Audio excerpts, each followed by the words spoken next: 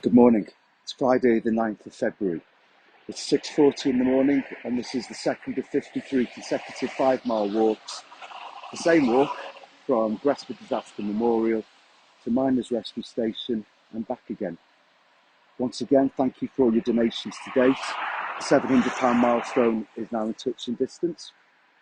And this morning I'm stood over the A483, the main trunk road that bypasses Wrexham.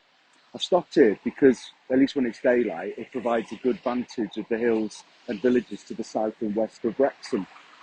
Moving from south through west to north, villages such as Bersham, Esclesiam, Rewabon, Minera, Pentre Broughton, Frood and Fly.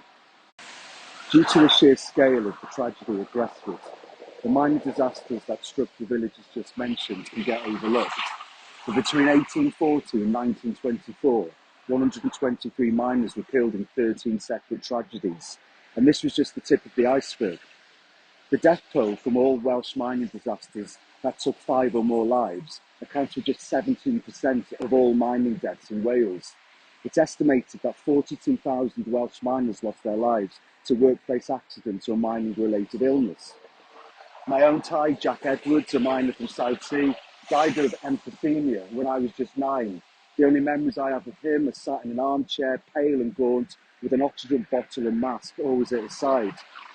But while this dive into history will inevitably be skewed towards poignancy, there must always be room for hope, optimism and humour. Consequently, I give you the resurrection of John Evans.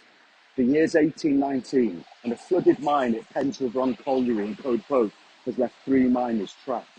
Sadly, after 8 days, 2 bodies are recovered, and all hope of recovering the 3rd body, Mr. John Evans, is abandoned. Despite John Evans being given up for dead, a coffin is nonetheless prepared. After 12 days, however, 2 miners hear a voice calling out. It was indeed John Evans who'd survived by eating candles and drinking dripping water. But what of that coffin that lay empty? It didn't go to waste. John Evans took it home and used it as a cupboard. It's a true story. Today's song, of course, in memory of John Evans, is I Am the Resurrection by the Stone Roses.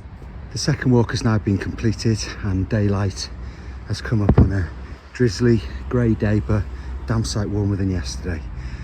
This walk was dedicated to Thomas Archibald, David Baines, Maldwyn O. Bateman, Edward W. Bather and Edward Beddoes.